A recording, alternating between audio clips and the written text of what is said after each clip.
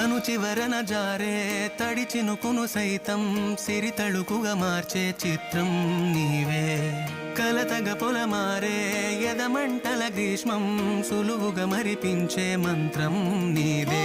నువ్వంటే నా సొంతమంటూ పలికింది మమకారం, ఆ మాట కాదంటూ దూరం నిలిపింది అహంకారం.